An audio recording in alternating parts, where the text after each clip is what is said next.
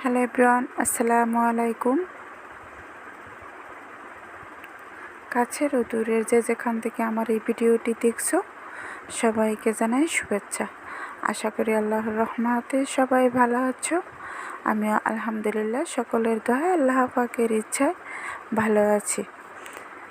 বরাবরের মতো চলে আসলাম নতুন আরও একটি ভিডিও নিয়ে। আশা করি আমার পুরো ভিডিওটি দেখবে। আর দেখতে দেখতে যদি কোথাও একটু ভালো লাগে তবে অবশ্যই একটি লাইক দিয়ে চ্যানেলটা সাবস্ক্রাইব করে আমার ছোট্ট চ্যানেলের পাশে থাকার অনুরোধ রইল। আর অলরেডি যারা আগে থেকে চ্যানেলটা সাবস্ক্রাইব করে রেখেছো তাদেরকে জানাই অসংখ্য ধন্যবাদ। কথা বলতে বলতে এদিকে আমি সকালের নাস্তা রেডি করে নিচ্ছি। একে একে ডিমগুলো আমি পোস্ট করে নিলাম। আগে থেকে রুটিগুলো ভেজে নিয়েছি, ভিডিওটি করা হয়নি। আর ফ্রিজ থেকে কাঁঠাল বের করে নিচ্ছি।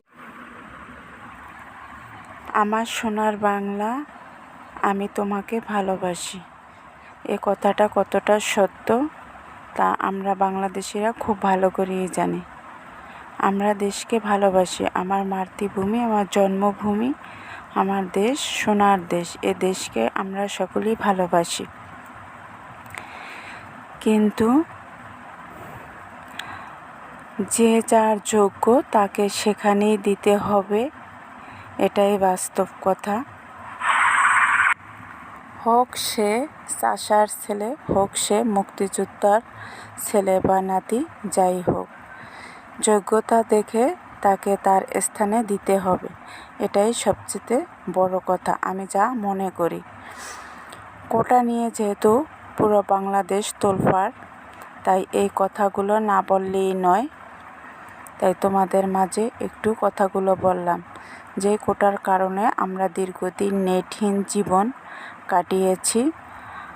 আর খুব ভয়াবহ ও আতঙ্কে দিন কেটেছে আমাদের।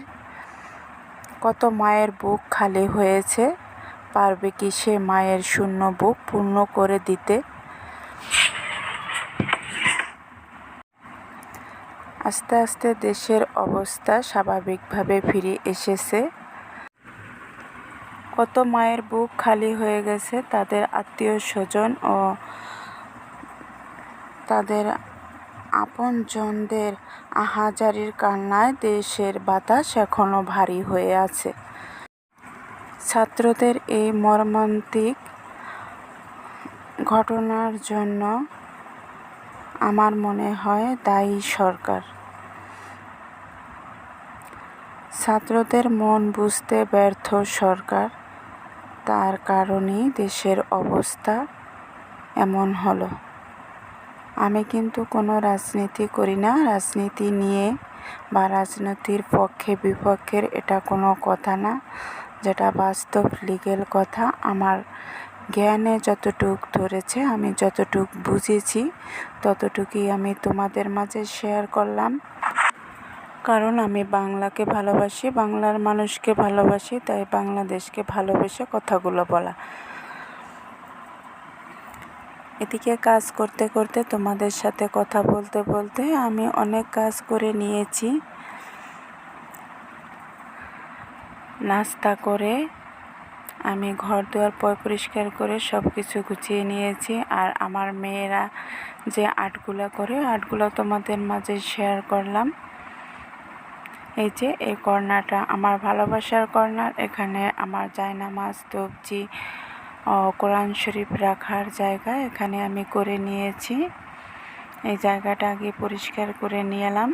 তারপরে আমি সোফাগুলো একটু এলোমেলো হয়ে আছে।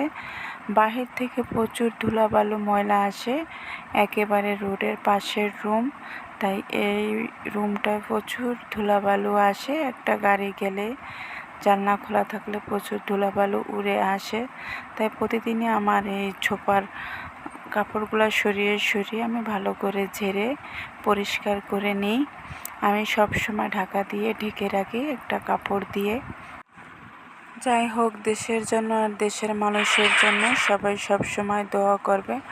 আমাদের দেশে যেন আর কোনো হানাহানি, মারামারি, কারো মায়ের বুক যেন খালি না হয়, সেই দোয়াই করি। আমি কিন্তু সকাল থেকে ভিডিওটা শুরু করেছিলাম, এখন কিন্তু সন্ধ্যা হয়ে গেছে, মাগরিবের পরের ভিডিও এটা। আমার কিন্তু দুপুরের রান্না বান্না খাওয়া দাওয়া ওই ভিডিওগুলো কিন্তু ভুলবশত স্কিপ হয়ে গেছে, তাই তোমাদের মাঝে শেয়ার করতে পারলাম না।